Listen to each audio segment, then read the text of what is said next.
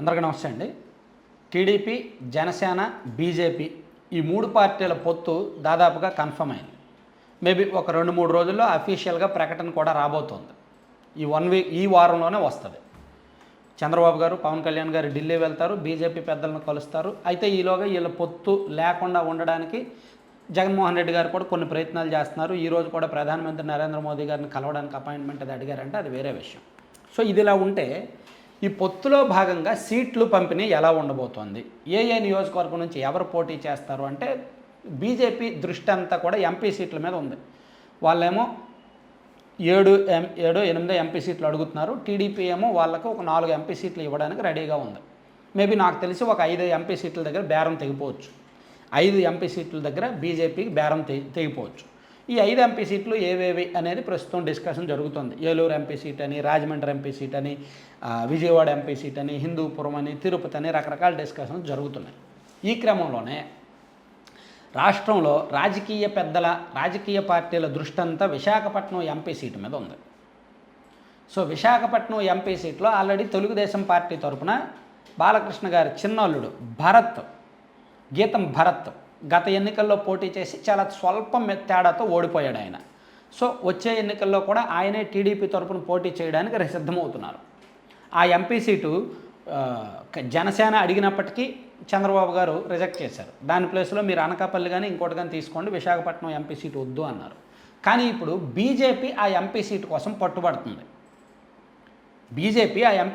పట్టుబడుతుంది. మాకు ఇవ్వండి, ఎందుకంటే 2014లో విశాఖ ఎంపీ సీటు మాకే ఇచ్చారు, కమ్మపాటి హరిబాబు గారు గెలిచారు కదా, సో ఇవ్వండి అని అడుగుతున్నారు. కానీ చంద్రబాబు గారు ఒప్పుకోవట్లేదు.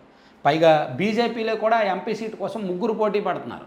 జీవీఎల్ నరసింహారావు గారు, సీఎం రమేష్ గారు, పురంధేశ్వర్ గారు, వీళ్ళ 3 కూడా అక్కడి నుంచి పోటీ చేయాలని ఆల్రెడీ గత కొన్ని నెలలుగా వాళ్ళు అక్కడ ప్రయత్నాలు మొదలుపెట్టారు.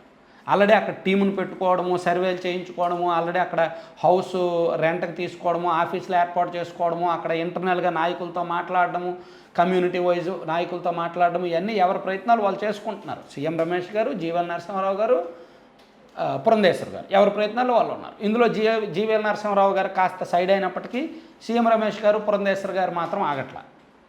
అయితే చంద్రబాబు గారు ఒక్కటే చెప్పారు, విశాఖ ఎంపీ సీటు మాత్రం ఇవ్వడం కుదరదు. విశాఖ ఎంపీ సీట్ ఆల్రెడీ భారత్కు ఫిక్స్. ఆ ఎంపీ సీటు మాత్రం జనసేన వాళ్ళు ఆల్రెడీ అడిగారు, వాళ్ళకి ఇవ్వట్లేదు. సో బీజేపీకి కూడా ఇవ్వము అని చెప్పేశారనమాట. సో అందుకే విశాఖ పార్లమెంటు సీటు విషయంలో బీజేపీ వాళ్ళు చాలా ఆశలు పెట్టుకొని చివరకు వాళ్ళు విజయవాడ ఎంపీ సీట్ అడిగారు. సో అందుకే బీజేపీకి ఇప్పుడు ఇవ్వబోతున్న ఎంపీ సీట్ల జాబితాలో రాజమండ్రి, ఏలూరు, విజయవాడ ఈ 3తో పాటు రాజంపేట కానీ, తిరుపతి కానీ, హిందూపురం కానీ, ఇలా ఇంకో 2-3 ఉంటాయి. ఒకటో రెండో ఉంటాయి. అది రాజంపేట అవ్వచ్చు, తిరుపతి అవ్వచ్చు, హిందూపురం అవ్వచ్చు.